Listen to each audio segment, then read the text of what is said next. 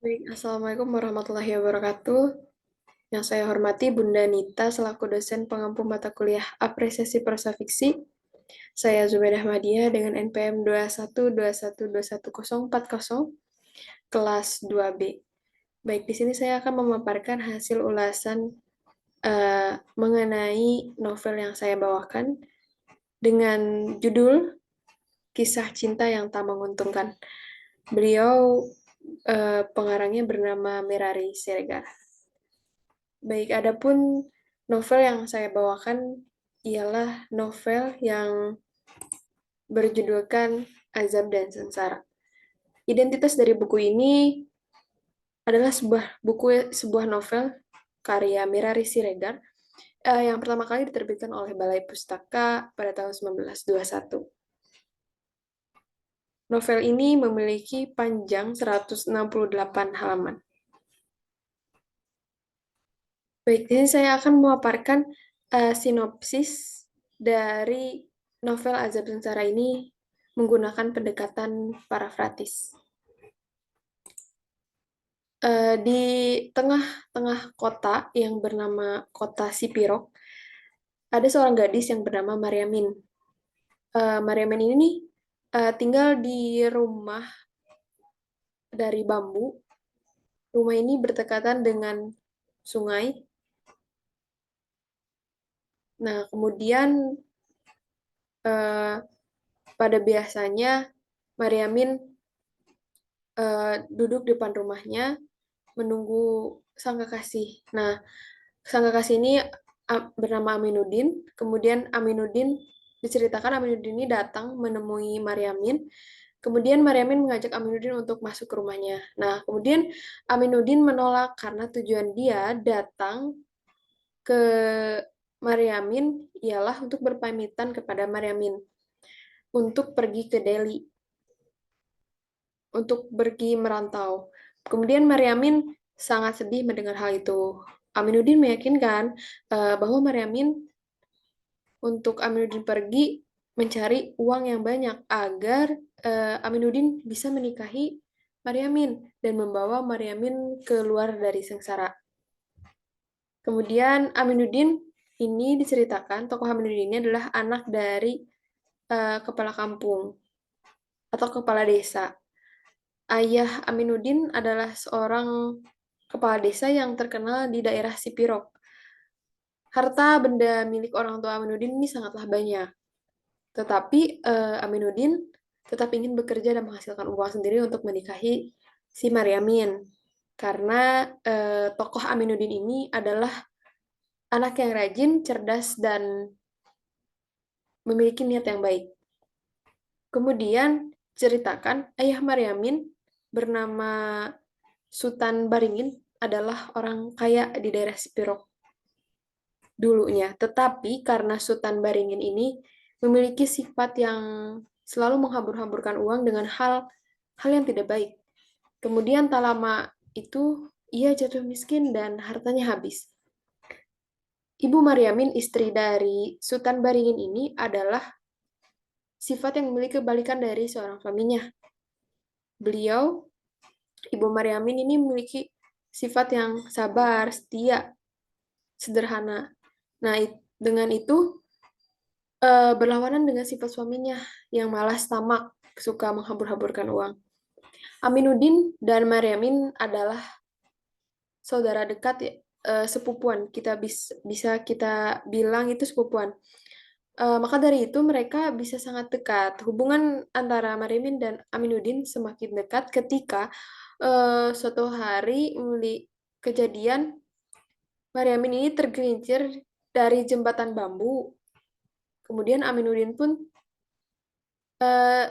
terjun ke sungai untuk menyelamatkan Maryamin. Nah, maka dari itu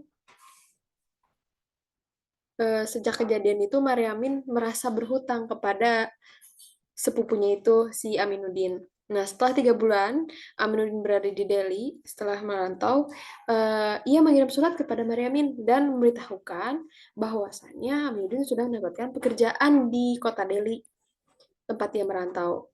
Dan Maryamin pun membalas surat dari Aminuddin. Maryamin sangat senang ketika menerima surat dari Aminuddin yang isinya itu menyuruh Maryamin untuk bersiap-siap karena Maryamin akan ikut bersama orang tua Aminuddin ke Delhi atas permintaan Aminuddin. Aminuddin ini meminta orang tuanya untuk membawa Maryamin ke Delhi karena Aminuddin ini seperti niat awalnya ingin menikahi si Maryamin, tetapi ayah dari Aminuddin ini tak menyetujui hal itu. Kemudian ayah Aminuddin sangat menentang pernikahan mereka, walau istrinya membujuk suaminya. Kemudian Maryamin sudah menyiapkan seperti persiapan jamuan untuk menyambut orang tua dari Aminuddin ini. Tetapi orang tua Aminuddin tak datang, padahal Maryamin sudah menunggunya. Malah yang datang adalah surat permintaan maaf dari Aminuddin. Isi dari surat itu adalah pemberitahuan bahwa orang tua Aminuddin ini sudah berada di Delhi dengan membawa gadis lain yang akan menjadi calon istri Aminuddin. Calon istri ini pilihan dari orang tuanya Aminuddin.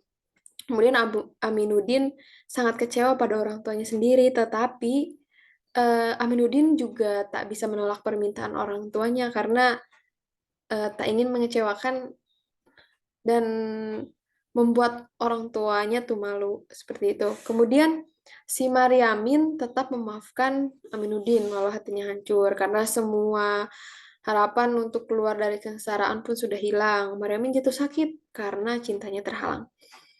Suatu hari, ayah Aminuddin datang menemui Maryamin untuk meminta maaf dan menyesali segala perbuatannya. Kemudian beberapa bulan, Maryamin dikawinkan dengan seorang Kerani yang tak Maryamin kenal, bernama Kasibun. Tokoh Kasibun ini tak lama kemudian Maryamin mengetahui bahwa suaminya itu baru saja menceraikan istrinya yang sebelumnya untuk menikahi sebelumnya dengan istri sebelumnya, kemudian menikahi Maryamin. Umur Kasibun ini sudah cukup tua dibandingkan dengan Maryamin. Nah, kemudian mereka setelah menikah, Maryamin ikut bersama suaminya untuk tinggal di kota Medan. Akan tetapi, Kasibun memiliki suatu penyakit yang menular. Maka dari itu, si Maryamin tak mau melayani Kasibun karena takut tertular dengan penyakit Kasibun. Singkat cerita, Aminuddin datang untuk menemui si Maryamin di rumahnya Maryamin. Kasibun sedang bekerja saat itu. Tidak ada di rumah.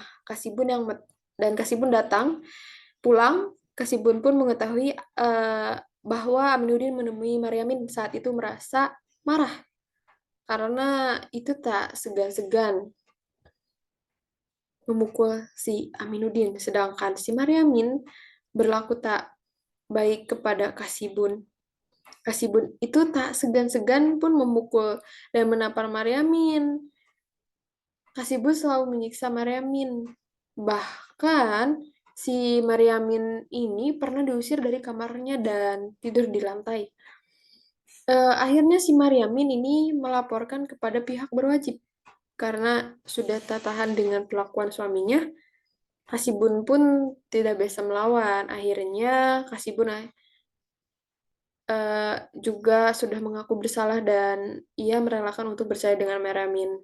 Maryamin sangat sedih dan ia kembali pulang ke kampung halamannya di Sipirok, rumah ibunya dengan membawa nama yang kurang baik. Membawa malu, menambah azab dan sengsara yang bersarang di rumah kecil yang di pinggir sungai Sipirok tersebut. Kemudian akhir cerita, hidup Maryamin sudah habis dan kesengsaraan di dunia sudah selesai. Azab dan sengsara dunia ini sudah tinggal di atas bumi, berkubur dengan jasad yang kasar itu. Ini menyebabkan akhirnya Maryamin meninggal dunia karena tidak kuat lagi menanggung semua kesengsaraan akibat penyakitnya. Seperti itu. Kemudian beberapa sastrawan angkatan kritikus sastra berbicara mengenai novel ini. Pertama, beliau bernama Aji Prosidi dalam Ikhtisar Sejarah Sastra Indonesia 1969, bahwasannya Azab dan Sengsara adalah novel pertama tentang kawin paksa yang kemudian eh, untuk kurang lebih 20 tahun lamanya menjadi tema yang paling digemari dan paling banyak dikemukakan dalam novel-novel Indonesia.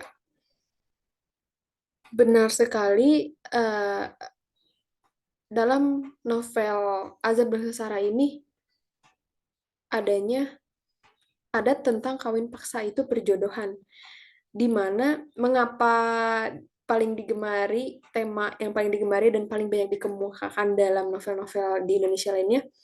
Mungkin ini memberikan pandangan atau cerminan terhadap kebudayaan pada saat itu yang menimbulkan banyak pro dan kontra mengenai tentang kawin paksa perjodohan ini.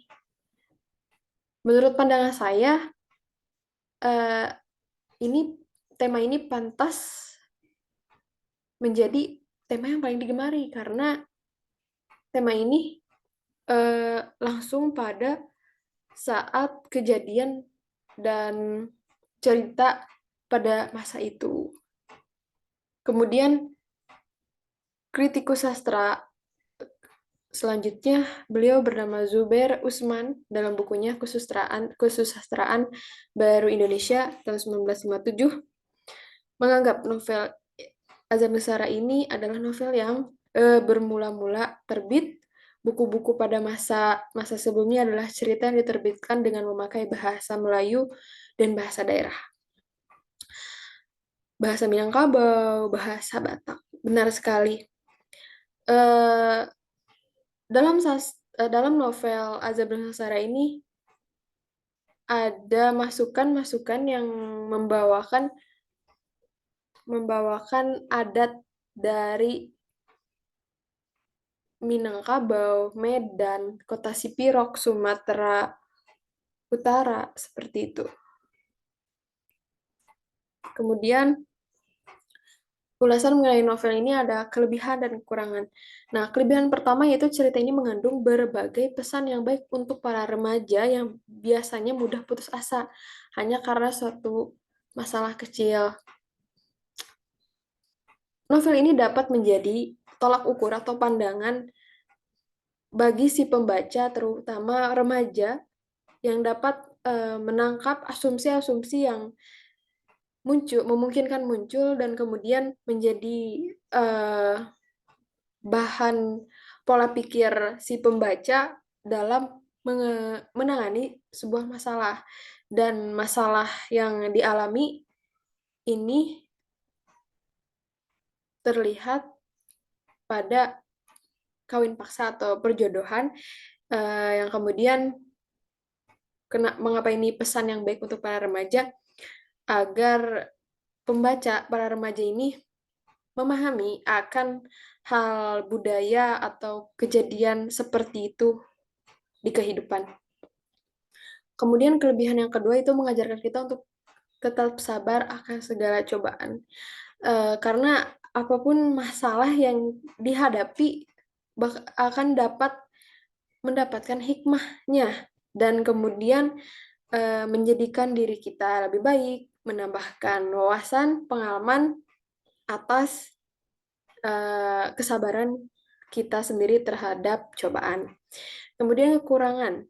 Kekurangan yang pertama itu menggunakan kata-kata yang sulit dimengerti. Mengapa saya setuju ada kata-kata yang sulit dimengerti?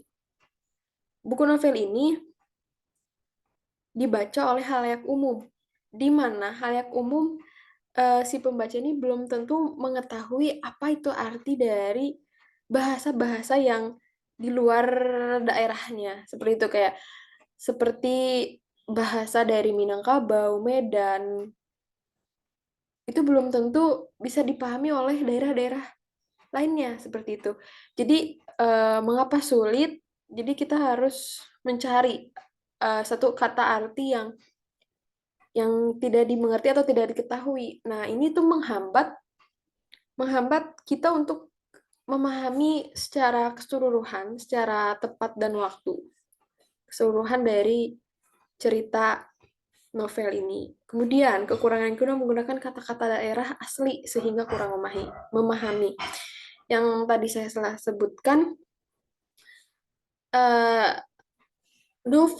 karya novel Azab Besar ini bagus sekali menurut saya karena eh, novel ini mengedepankan cerita yang sesuai fakta, kemudian eh, bagaimana daerahnya, bagaimana adatnya, bahasanya termasuk.